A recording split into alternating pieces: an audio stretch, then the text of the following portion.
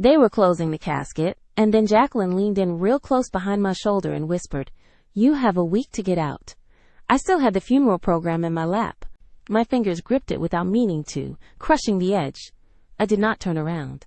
I just sat there, frozen, pretending I had not heard her while the Reverend kept talking about closure and peace. My son Ethan was gone. 33 years old, heart attack out of nowhere, and the only person I had in this world who ever gave a darn about me. And now I am sitting next to his casket, while his Noi Jacqueline wears a tailored black dress and crocodile tears, already planning my eviction.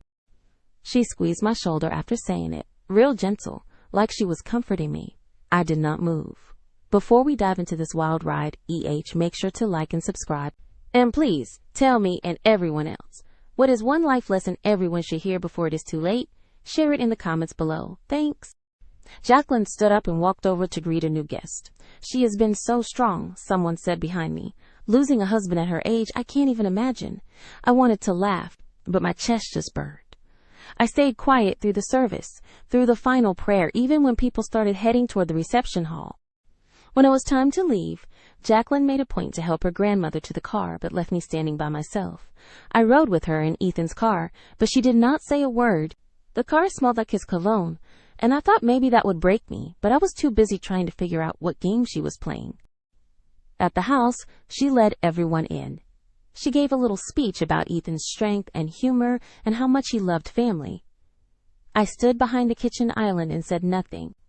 She passed out wine, made a toast, hugged people like a grieving widow on TV. But I noticed small things.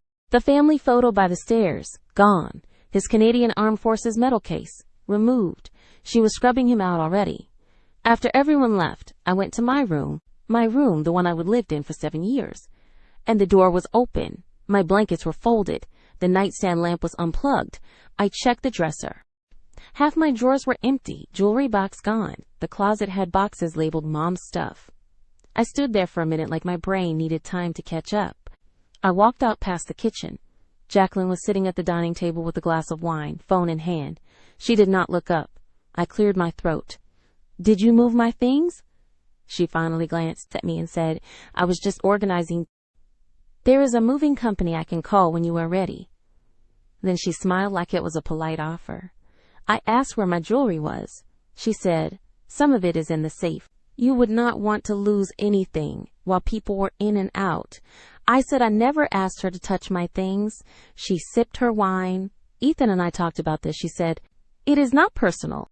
We just assumed you would want to move back to your sister's." I do not have a sister. She knows that.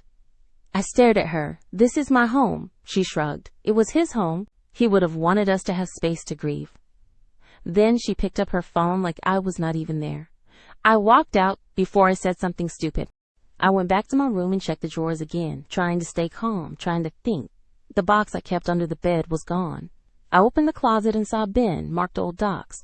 I pulled it, threw it down, and dug through it. Receipts, old mail, warranty papers. Then I found it. My file folder with old medical records, bank papers, and my passport. I kept digging, heart racing. I did not find the deed, the one with my name on it, the one Ethan insisted we keep together back when they bought this house, and I helped with the down payment after he lost his job.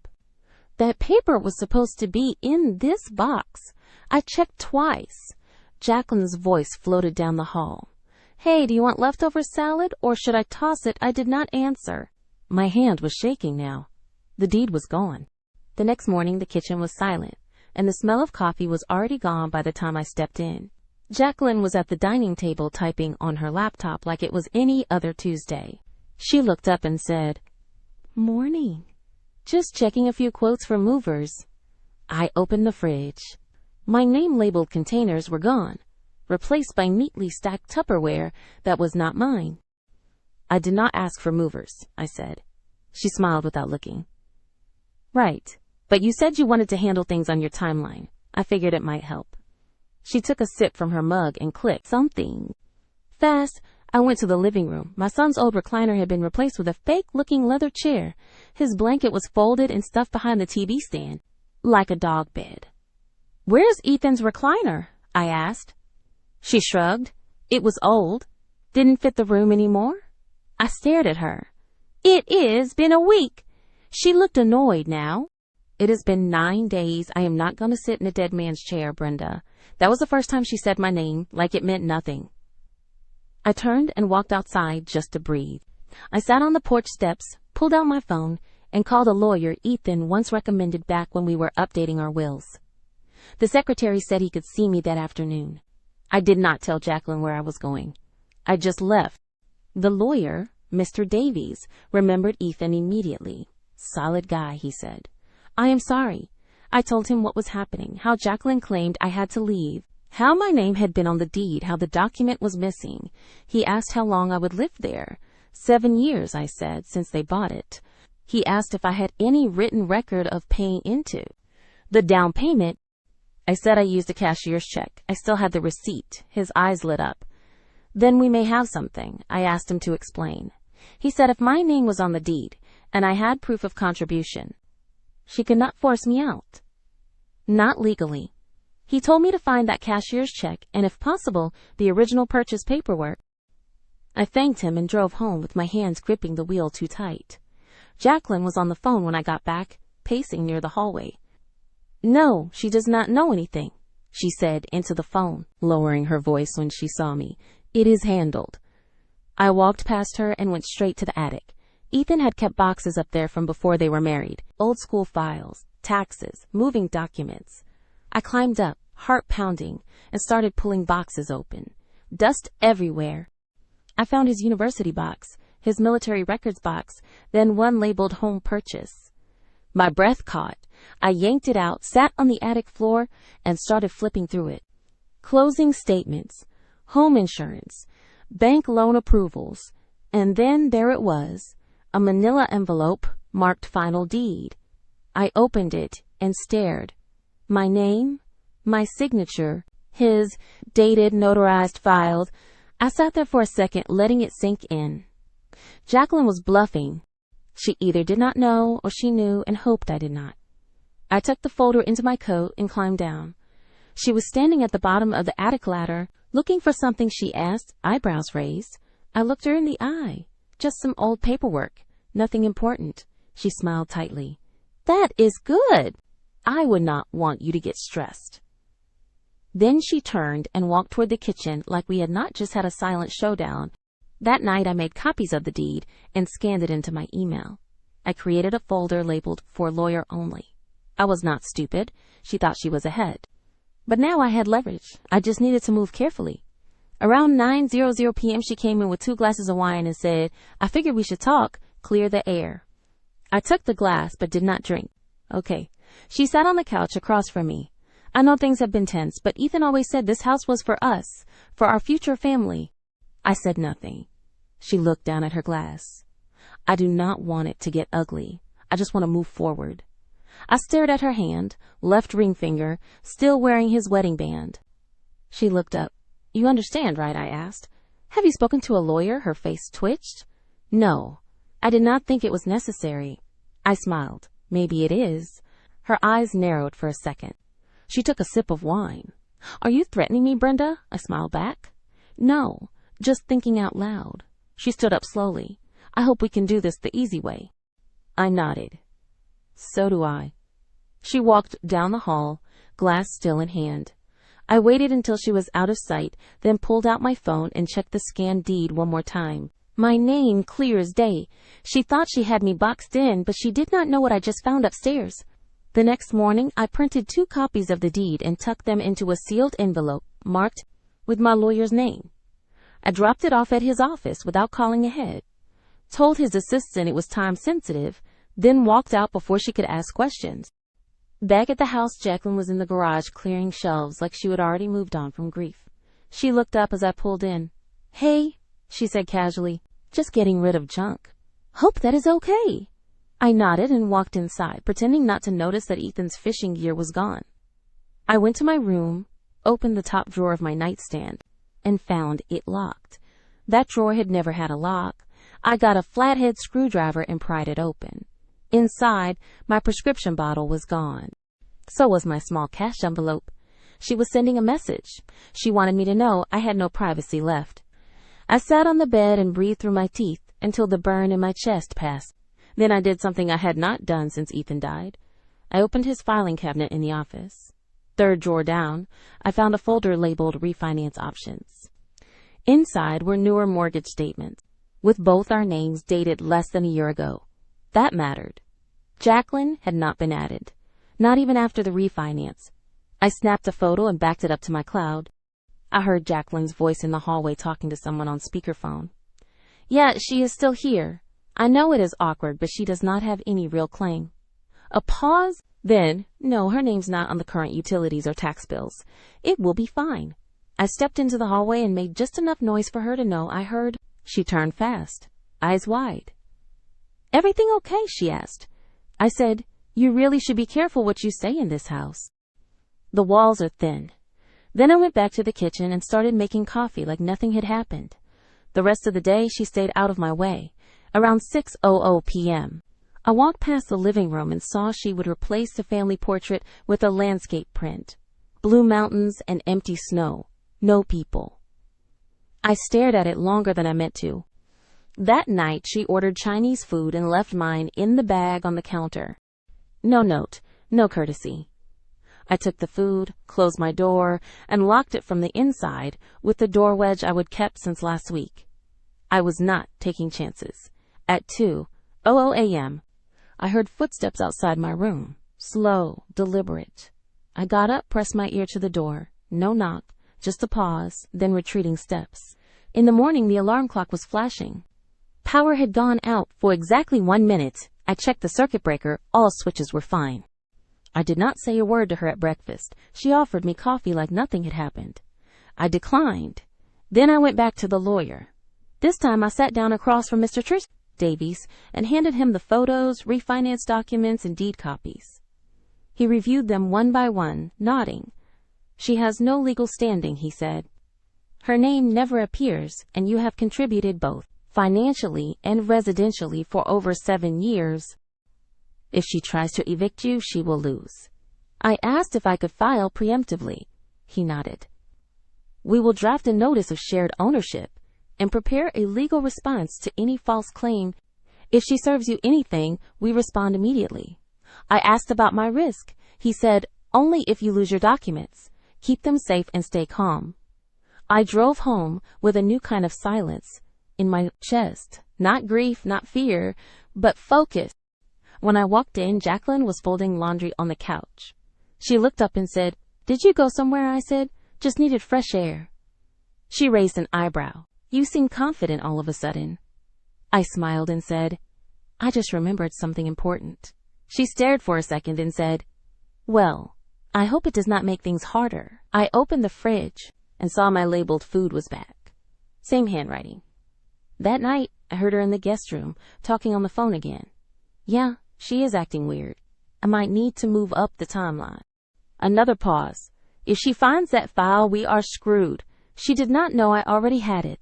She did not know the file was already with a lawyer, but now I knew for certain she was hiding something bigger than just a property dispute, and I was about to find out what. 3 days later, Jacqueline hosted what she called a grief gathering for Ethan's friends and co-workers. Something she announced casually over coffee, as if it were a birthday brunch. Just a little closure, she said, pouring almond milk into her mug while ignoring the second one I had placed beside it. She did not ask me to help prep for it, which was fine. She barely acknowledged me at all that week, except to ask me to keep the guest bathroom clean and to not mention any personal matters if I spoke with anyone. I did not argue, said nothing, but I watched. I watched as she brought out Ethan's old bar cart and stocked it like she was throwing a cocktail party, watched her line the counter with mini quitches and imported crackers, like we had not just buried him. The first guest arrived just after 6, Ethan's friend Liam from work. He gave me a long hug and whispered, he talked about you all the time. Said you were the one person he could always count on. I nodded, holding back tears. Then came others, neighbors, co-workers. A few of Jacqueline's Pilates friends. Some I recognized, others I did not. Jacqueline floated through the room like a gracious host, glass in hand, giving little speeches about Ethan's generosity and light. I stood near the back wall, watching her smile at strangers while ignoring the fact she had gutted his room and thrown out his books. At one point, someone asked me how I was holding up. I said, as well as I can be, considering I still live here. The woman looked confused. I added, Ethan and I co-own the house. Jacqueline's handling things now, but I still live here. Her eyebrows lifted. Oh, I thought she said it was hers. I smiled politely. Easy mistake. An hour later, I caught Jacqueline watching me from across the room. Her face was still smiling, but her eyes had changed, tight and assessing. She came over when things quieted and said, Can I speak to you for a moment? I followed her into the hallway. She shut the door behind us. Are you trying to start something? I said. I answered a question honestly. She stepped closer. Don't play cute, Brenda. These people do not need to hear about paperwork. I folded my arms, then stopped lying about it. She stared at me hard, then composed herself. Look, this is delicate. These are people who cared about Ethan. They are here to support me. I said, then maybe do not throw a wine mixer in the house you are trying to erase him from. Her face flushed. If you do not want to be here, you are free to leave. I smiled. Ugh, I am not going anywhere. She leaned in close, whispering, just like she did at the funeral. You think you are clever, Brenda, but you do not know how this works. I will make sure you regret staying. Then she walked out with that same polite expression and greeted the next guest, like we had not just hissed threats at each other in the hallway. The rest of the evening, I stayed quiet. I watched. I listened. I noticed one guest, a man in his 40s, with a shaved head and designer coat, kept looking at me like he was trying to place me. He spoke briefly with Jacqueline near the hallway, then left early. Something about the way he moved, cautious and low-voiced, stuck with me. After everyone left, Jacqueline cleaned up silently. I offered no help. She did not ask. At midnight, I walked past the guest room and saw the manila folder in her open tote bag. It was not there earlier. I stepped back into my room, grabbed my phone, and took a silent photo through the crack in her door. The folder said, Doc Copy's backup plan. That night, I waited until I heard her shower. Then I stepped into the hallway and opened the tote. Inside were multiple folders, one marked House Timeline, another labeled E-Signatures 2023. I did not take anything, I just photographed. One file had a screenshot of a will with a digital signature I did not recognize. The bottom corner said, filed March 4th. Ethan died February 2nd. He had not signed anything in March. I stood there, breath frozen as the water shut off. I moved fast, closed her bag, stepped back into my room, and waited in silence as she passed the hallway. Humming, wrapped in a robe, my hands were still shaking. But now I had more than just a deed. I had proof she was trying to forge control. Something bigger was happening here. And tomorrow I was going to dig even deeper into whatever E-Signatures 2023 was supposed to cover. I woke up the next morning to the sound of sniffling in the kitchen. Not loud sobs, just a delicate pattern of quiet crying meant to be overheard. And when I walked in, Jacqueline was standing by the sink in her robe, holding a crumpled tissue and staring out the window like she was in a soap opera. But as soon as she noticed me, she turned around and wiped under her eyes with the edge of her palm, forcing a smile like she was being brave for someone, and said, I am sorry. Sometimes it hits me all over again. And then she placed a hand on her belly, not dramatically, but just enough that I noticed. And I froze because that was new. And she looked up and said softly, I did not want to say anything until I was sure. I am pregnant, Brenda. And for a full 5 seconds, I could not speak, could not move, because it did not make any sense. Not after everything I would seen, and not with the timing. And I asked, how far along? And she replied quickly, 8 weeks, maybe 9. And that snapped everything into place because Ethan had been dead for 10. And I just stared at her, trying not to show the alarm ripping through my chest, while she walked over and placed the sonogram photo on the table like a trump card. And I picked it up, turning it slowly, noticing the corner, her name, the clinic, and the date printed in clean black type. Not 10 weeks ago, but 4.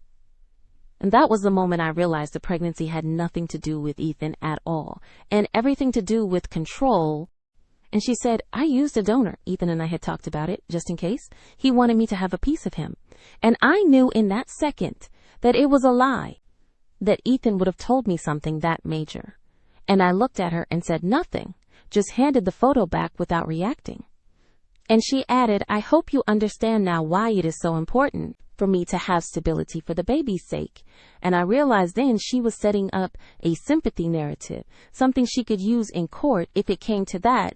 The grieving widow expecting a child and being forced to share a home with an unstable mother-in-law. And I nodded slowly and told her that changes things. And her whole face softened like she believed I was folding, like her little performance had worked. But the second she left the room, I grabbed my phone, pulled up the photo I would taken of the document in her bag, and matched the sonogram date with the file date. 4 days apart, both from the same week, both planted like evidence. And I forwarded them to Mr. Davies with a short message. We need to talk. And within an hour, he called me back and said, this actually helps us if she is claiming dependency or emotional hardship. We can force her to show medical records and timeline consistency. And I asked what if she faked the entire thing, and he said then it is fraud, and if you keep documenting this calmly, we will win before it ever reaches trial. And I said, she is trying to bait me into reacting. And he replied, then do not. And I did not. I kept quiet. I cleaned the bathroom. I folded laundry. I smiled when she made little comments like, this baby's going to need so much space. Or it is going to be hard raising a child in a hostile environment. And each time she looked at me like she was gauging how close I was to snapping, and I just nodded and kept my mouth shut until that Friday when I got an envelope slid under my door in a manila folder marked urgent, 48 hours notice. And inside was a typed document, clearly not court filed, stating that I had 48 hours to vacate the property due to emotional instability and personal threats. And I sat there staring at it, heart pounding not from fear, but from how sloppily she just handed me a lie I could crush with one email. And as I reread it, I noticed one final line at the bottom that made my skin crawl. Failure to vacate will result in law enforcement involvement and potential elder neglect claims. And that was the card she would decided to play. She was going to paint me as a dangerous old woman in court, unstable and violent, even though I would done nothing but make toast and fold towels. And now she was forcing a move, triggering a panic, hoping I would run before I fought back. And I knew what I had to do next. I had to stop waiting for her to overplay her hand, because she just did. I did not say a word after reading that fake eviction notice. I just folded it slowly, slid it into a new folder with the other documents Jacqueline had conveniently gifted me over the last 2 weeks, and drove straight to Mr. Davies' office. No appointment, no delay, because this was no longer about defending my right to live in the house. This was about dismantling the fantasy world she was trying to build. When I sat down across from him and handed over the newest file, his eyes scanned the last line, and he actually chuckled.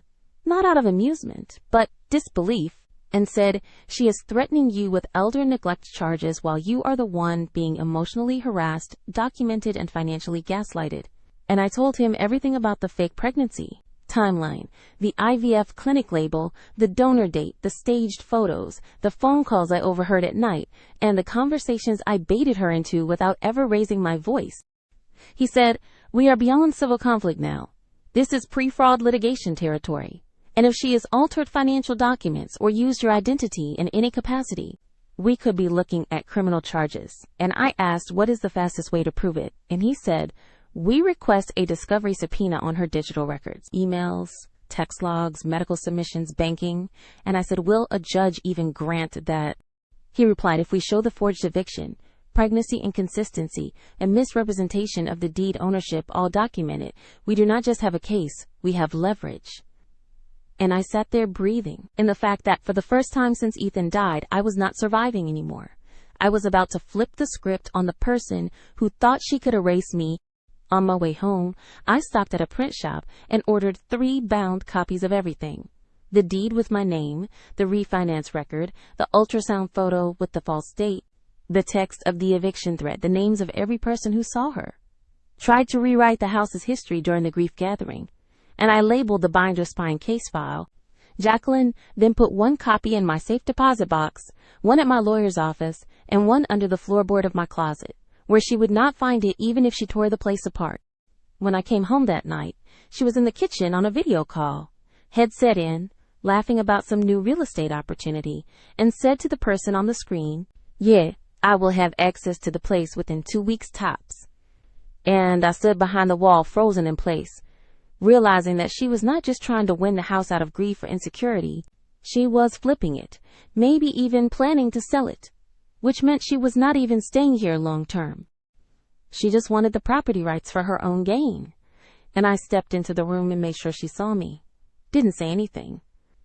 Just walked to the fridge, pulled out a water bottle, and stared at her until she ended the call.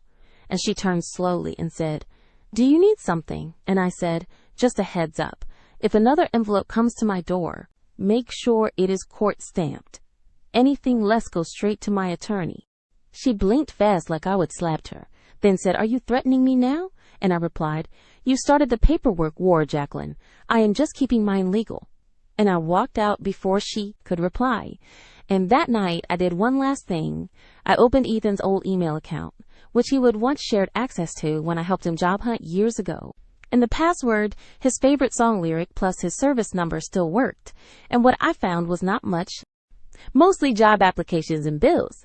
But then I found a flagged folder marked Estates, and inside were PDFs, including one labeled Draft Will, February 2023.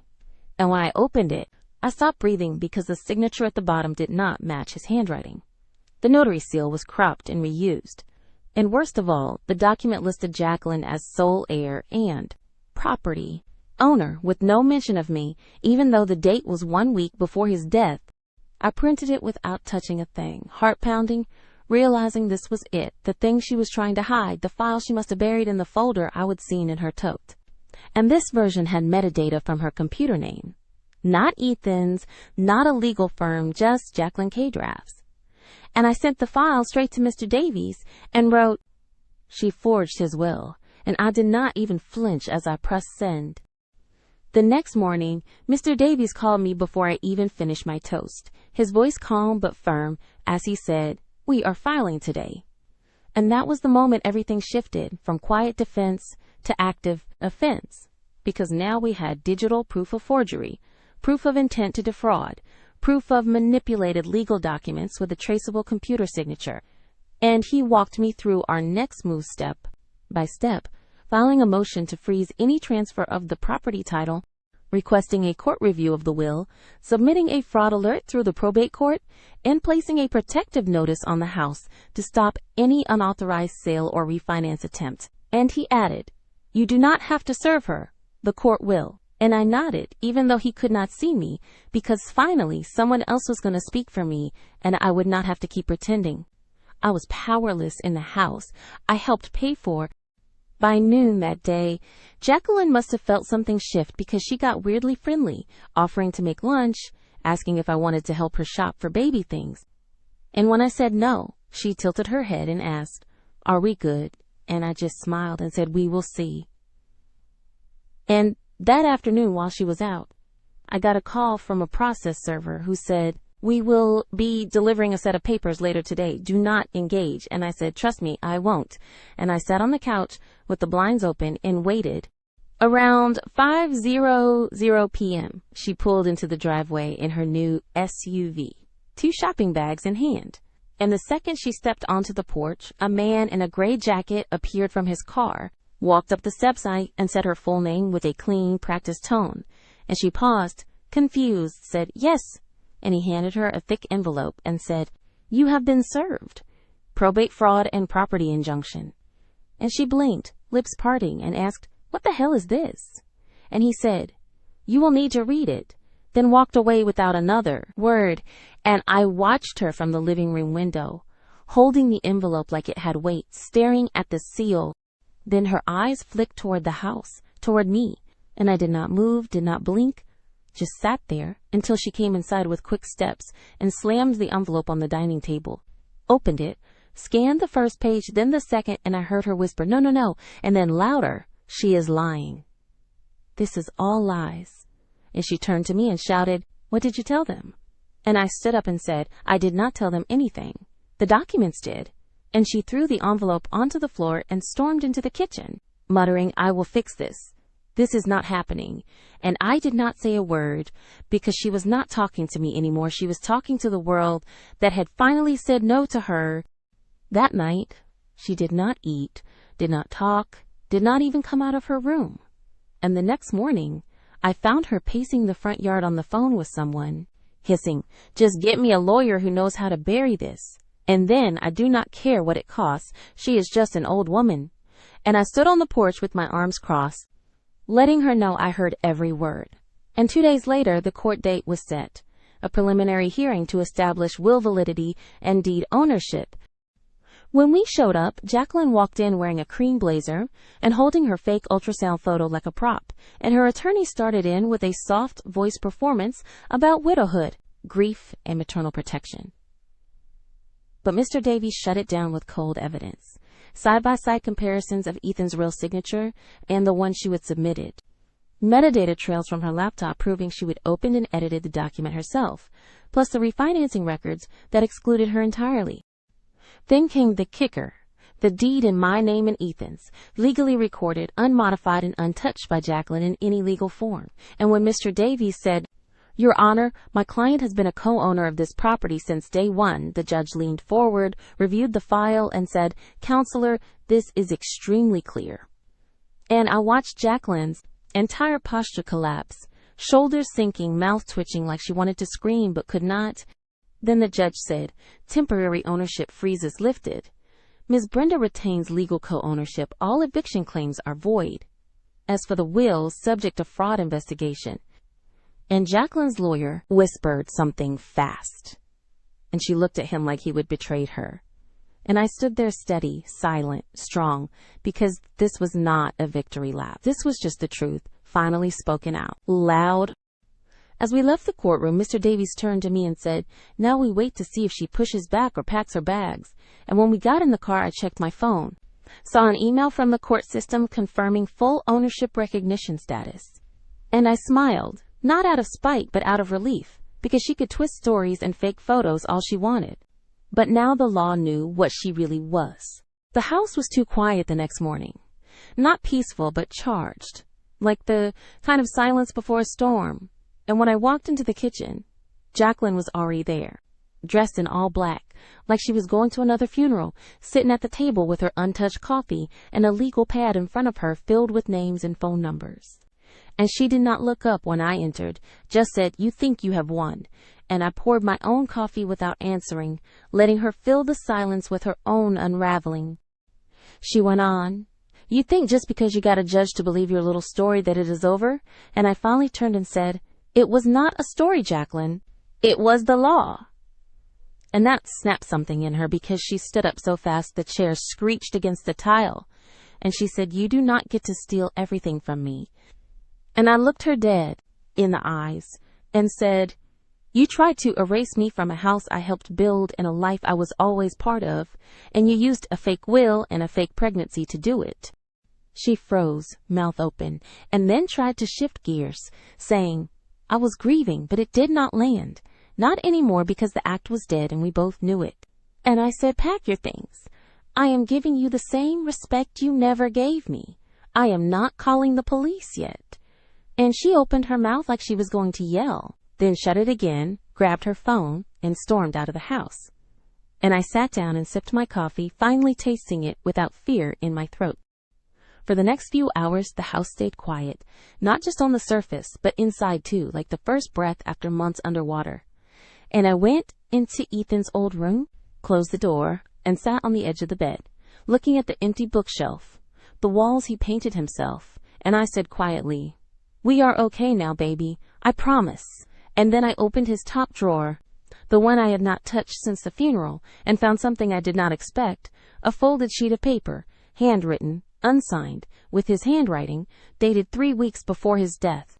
And it started with, "If anything happens to me, I need you to know I am sorry." I felt my chest lock up as I kept reading line after line of guilt, frustration, regret, about how he would let Jacqueline isolate him from people. How he knew she was manipulative, but he was trying to fix it. How he felt like he could not tell me things anymore because she made him feel like choosing sides. And at the bottom it read, "Don't let her take everything. This house was always ours, not hers. Do what you have to do, Mom. And my hands started shaking, not from grief but from clarity, because even in death, he had tried to give me the final word. And I took the letter, scanned it into my phone, and locked it in my drawer next to the deed. By sunset, Jacqueline returned with a face full of fire and said, "You will regret this. I will go to the press. I will tell them you bullied a grieving widow." And I said, "Then I will show them the ultrasound dates, the will metadata, and the letter Ethan left me." And her face went pale, like she would seen a ghost, because she did not know about that last one. And she whispered, "You are bluffing." And I said, "Try me." She turned around and walked away, slamming her door so hard a frame fell off the hallway wall. And I did not flinch. I just picked up the frame, reset it, and made dinner like it was any other night. And while the pasta boiled, I texted Mr. Davies and said, "Found a personal letter. Strengthens motive. I will forward." And he replied within seconds, "Send. It is bulletproof." And that night, for the first time in months, I slept with the window open, no door wedge, no backup key under the pillow, just silence and cool air. And in the morning, I heard boxes being packed. By Sunday morning, the hall outside Jacqueline's bedroom was lined with cardboard boxes, some labeled, some not, some with tape barely holding the flaps closed like she would pack them in a hurry. And I did not ask if she was really leaving, because I already knew she was out of legal cards to play. Whatever bluff she was clinging to had crumbled under the weight of court documents and her own arrogance. And when she came into the kitchen, she did not speak at first, just opened a drawer, like she was looking for something that had never been there to begin with. Then finally turned to me and said, "I will be out by Friday." And I nodded. No smile, no sarcasm, just a calm nod, like it was a logistics meeting and not the end of a month-long war. And she added, "You can have your house back." I said, "It was never yours to give." And that hit her harder than yelling ever would have, because she froze for a second, then looked away like she wanted to spit something back, but could not find a word that would not snap in her mouth. And I walked past her and put the kettle on the stove, not to be dramatic, but because I genuinely wanted tea.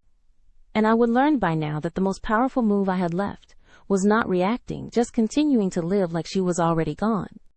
Later that afternoon, she had 2 friends over, loud voices in the hallway, helping her lift boxes, and I stayed in my room while they whispered things like, "She is insane," and "How did you even live here with her?" And I did not say a word, because those were not questions worth answering. And then the next morning, she tried one last pathetic move.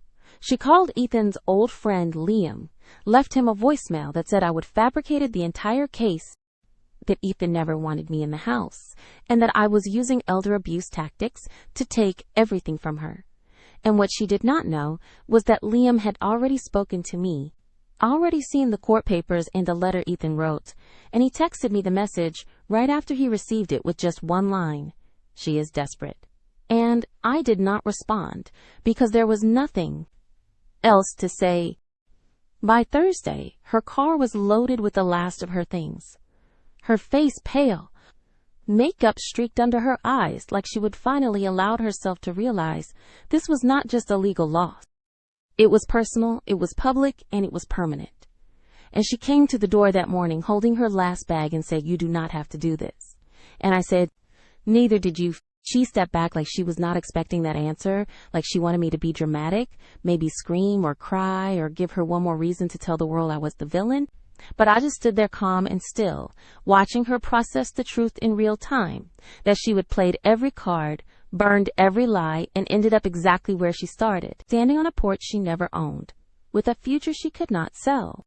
I opened the door and said, "You have until midnight." And she said, "Where am I supposed to go?" And I looked her in the eye and said, "Anywhere that is not here." And then I closed the door, not to be cruel, but to be finished. And I watched from the window as she stood on the porch for a full minute, just frozen, before finally walking to her car, slamming the trunk, and driving off without looking back. And I did not cry. I did not cheer. I did not feel triumphant. I just felt done. When the sun went down, I turned off the porch light, locked the door, and for the first time in months, let myself sit in the quiet without listening for her footsteps or watching my back, because she was finally gone, and the house was mine again, clean and unclaimed. And I thought that was the end of it until I walked into the living room and saw the small flash drive she would left behind, on the coffee table, unlabeled silver, just sitting there like bait. My stomach turned because Jacqueline never left anything behind unless she wanted it found. I stared at the flash drive on the coffee table for a long time, not touching it, not moving, because I knew Jacqueline did not leave it by accident, not after everything she would done, not when every move she made was calculated and dressed in fake sincerity. And I thought about leaving it alone, throwing it out, pretending it did not exist. But after everything I would survived, I was not going to end this story with a loose thread. So I plugged it into Ethan's old laptop, the one she never touched because she said it smelled like dust and grief, and waited as the screen lit up. One folder, no password, just a single file labeled Open Me. And inside it was a video, grainy at first, then clearer as the camera steadied, showing Jacqueline sitting in Ethan's home office, the same chair I just used to check my email that morning. And she looked straight into the webcam and said, "If you are watching this, then I am either gone or you think you have won." And her tone was calm but smug, like she was still playing chess in her head. She went on, "I did what I had to do, and maybe I crossed a line. But you were never supposed to stay here forever, Brenda. You were a placeholder, a guest who overstayed her welcome." And then she leaned forward, eyes hard, voice lowering. "Ethan wanted to ask you to leave before he died. He just did not have the guts to say it." I paused the video, my jaw tight, heart racing, because even now she was trying to plant seeds of doubt, trying to dig at the one thing she could never take, my bond with my son. But I hit play again and watched as she said, "I told him we could build something if we had space. If he could finally let go of the past, but he was weak, he could not cut the cord, so I had to do it for him." Then she smiled like that was some kind of victory, like isolating him from me was an act of love instead of control. And she ended the video with, "You can keep the house, Brenda, but you will never forget this." And the screen went black. And I sat there for a moment in the silence that followed, not angry, not even surprised, because that had always been her, controlled, cruel, always needing the last word. But what she did not know was that I already had the only thing that mattered, Ethan's handwritten letter, the one she could never fake or overwrite, the one where he said "I am sorry" and told me the truth she would spend months trying to bury. And I pulled that letter out of my drawer, held it beside the still frame of her face on the laptop, and felt nothing but peace. Because in the end, it was not about proving who was right. It was about surviving long enough to see her lose control. I ejected the flash drive, tossed it into the trash, and deleted the file from the laptop. Not because I was afraid of her lies, but because I did not need reminders anymore. The war was over, the house was quiet, and every room was finally mine again. And that evening I unpacked the last of my things from the boxes she had once labeled for removal, put Ethan's photo back on the entry shelf, lit a candle in the kitchen, and sat at the table alone. Not lonely, just still, just present, just free. As I sipped my tea and listened to the silence that no longer carried tension or fear, I looked out the window at the porch she would once tried to claim and whispered, "My house, my rules," and smiled because for the first time since the funeral, I could breathe in a space that belonged entirely to me. Not because I fought for it, but because I never let her take it.